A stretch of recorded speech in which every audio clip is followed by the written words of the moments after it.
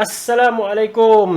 Alhamdulillah kita bertemu lagi untuk video pada hari ini. Terima kasih kepada korang yang sudi nak tonton video aku ni. Tapi ada juga yang sudi like, sudi subscribe dan sudi nak tonton. Terima kasih. And of course, kalau korang ada apa-apa perkara berkaitan dengan hartanah yang korang nak tanya, korang boleh komen. InsyaAllah kalau benda tu di dalam pengetahuan aku ataupun sesuatu yang aku boleh, contoh aku tak tahu pun, aku boleh cuba dapatkan info tu dan aku boleh share, aku akan share. Apa lagi? Jom kita ke topik yang nak dibincangkan hari ini.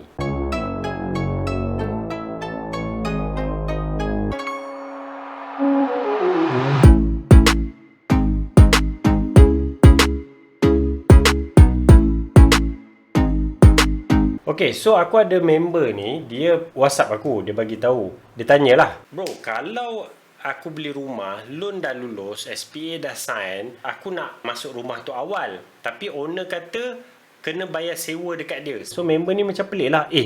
Kan loan dah lulus, SPA dah sign, takkanlah tak boleh ambil kunci awal. Dan kalau ambil kunci pula, kalau owner bagi, kenapa pula nak kena bayar sewa kat owner? Sedangkan loan dah lulus, SPA dah sign. Okay, cerita dia macam ni. First kali korang kena faham dalam proses jual beli rumah, yang awal sekali tu korang akan bayar booking ataupun kita panggil booking ataupun earnest deposit lah. Booking ataupun earnest deposit ni berjumlah 3.18% daripada harga jualan, harga SPA tu lah. Kemudian baki 6.82% tu perlu dibayar sebelum ataupun sewaktu ataupun selewat-lewatnya 14 hari lah daripada tantangan SPA tu. Okey, apa berlaku pada 90%?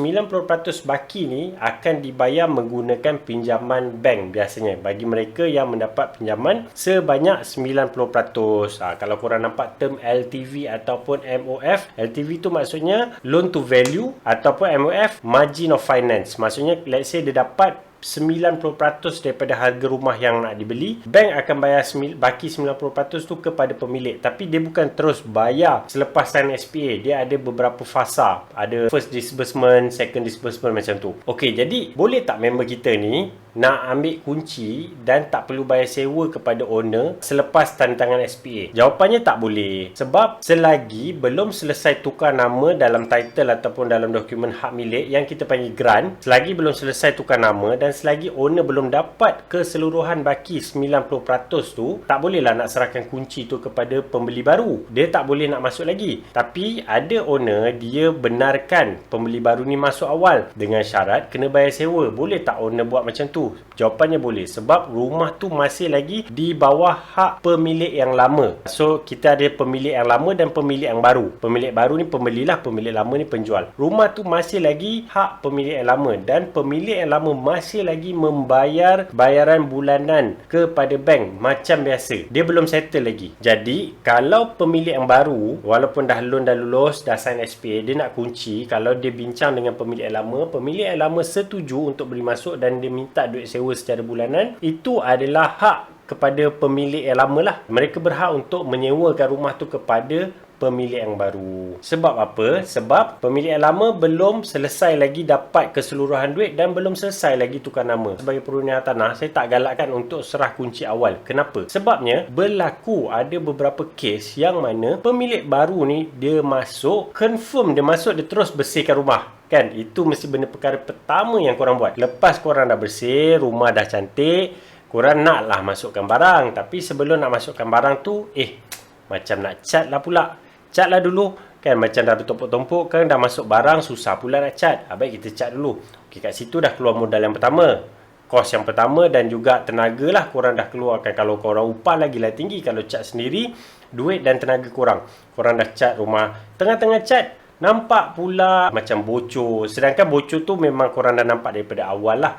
Dan korang dah setuju membeli rumah dalam keadaan begitu. Pemilik setuju untuk menjual dalam keadaan sedia ada. Pembeli pun setuju untuk membeli dalam keadaan sedia ada tu. Okey, korang dah tengah-tengah cat, korang nampak ada dinding macam retak ke, pecah ke, ataupun bocor ke. Korang nak repair. Korang pun panggillah kontraktor untuk minta repair. Bila repair, keluar lagi kos yang kedua. Tapi ada yang lagi ekstrim. Yang macam mana? Pembeli ni rasa alamak, alang-alang Baik, panggil je kontraktor ni, kita pecah dinding dekat dinding antara ruang tamu dengan dapur ni, kita besarkan kat dapur, kita buat terus kitchen cabinet. Nampak? Bila dah masuk pengubahsuaian struktur bangunan tu, sama ada dia pecahkan ataupun dia tambah dan sebagainya. Satu, dekat kos memang dah tinggi gila. Yang kedua, rumah tu belum lagi selesai untuk pindah milik. Bila dah sign SPA, walaupun korang dah sign perjanjian jual beli, ada orang panggil SPA, ada orang panggil SMP lah, dah selesai sign, belum tentu lagi kita dapat memiliki rumah tu. Kenapa? Sebab contohnya ada kes-kes yang melibatkan konsen, iaitu kebenaran untuk pindah milik. Tiba-tiba konsen tu tak lepas. Apa yang akan berlaku? Bila konsen tu tak lepas, deposit tu perlu dipulangkan semula, yang mana deposit 3.18% dengan 6.82% tu perlu dipulangkan semula, sebabnya konsen tu belum selesai. Okey, orang akan tanya, duit tu dah dapat kat owner, so owner nak pulangkan ke? Dekat sini lah gunanya kita melantik perunding hartanah ataupun ejen hartanah. Sebab duit-duit ni berada di dalam client's account. Pada korang mungkin korang cakap, korang anggap client's account ni account biasa je. Tapi account yang namanya client's account ni, account ni diaudit oleh lembaga penilai ejen hartanah dan pengurus harta. Kita panggil LPEPH ataupun board. Akaun ni diaudit. Jadi dia tak boleh suka-suka masuk keluar, suka-suka nak ambil. Kalau dia nak release, even though dia nak releasekan sebagai commission pun, dia kena tunggu the contract become unconditioned. Maksudnya perjanjian SPA yang telah ditandatangan pada awal tu masih lagi bersyarat. Bersyarat macam mana? Bersyarat kena lepaslah lulus konsen dan sebagainya. Jadi bila konsen dah clear, maksudnya kontrak tu dah tak bersyarat lagi. Maksudnya dah boleh dah nak pindah milik. Bila dah boleh nak pindah milik, barulah kebiasaan ejen-ejen hartanah ni akan riliskan duit sebagai commission. Barulah agensi akan lepaskan 3.18% tu, 3% yang mana 0.18% tu adalah SST daripada 3%. 3% tu agensi akan lepaskan sebahagian, bukan keseluruhan 3% tu. Sebahagian daripada 3% tu kepada ejen yang menguruskan urusan jualan rumah tersebut. Jadi selagi tak selesai, masih lagi kontrak tu masih lagi ada condition, maksudnya tak clear lagi untuk pindah milik dan sebagainya, duit tu tak akan release. Di sinilah duit-duit tu boleh dipulangkan semula, sebab ada sebab-sebab yang bukannya salah owner bila rumah tak dapat dijual, dan bukan juga salah pembeli. Jadi duit tu kita kena pulangkan deposit tu, dan bank pun dia tak akan release. Dia tak akan release duit yang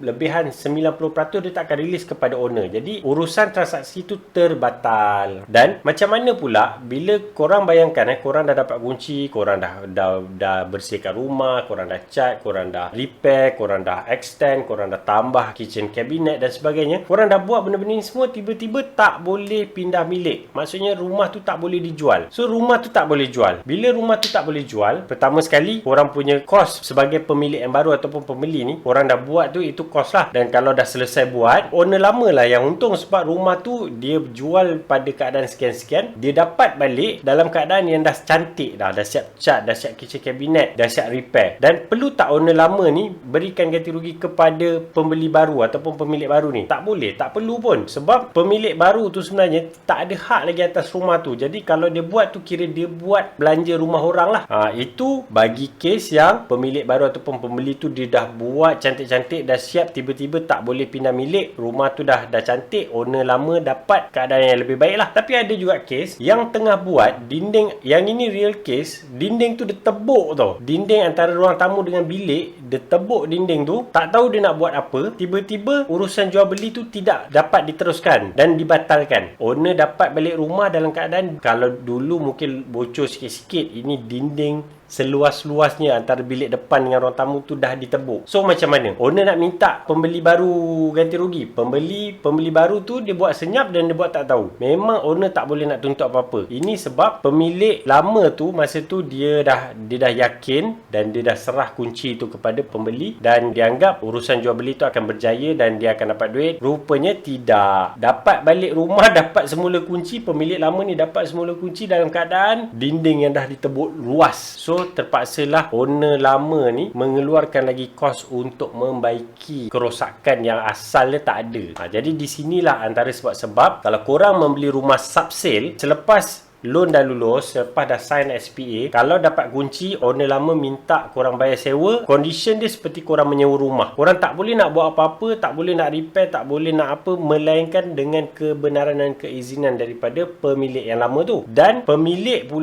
yang lama ni berhati-hati kalau korang nak serahkan kunci awal, sebab risikonya memang ada. Kalau transaksi ataupun urusan jual beli tu tidak berjaya, akan ada pihak yang akan rugi, sama ada pembeli ni ataupun pemilik yang lama. So harap video ni dapat memberikan sedikit penjelasan kepada mereka di luar sana.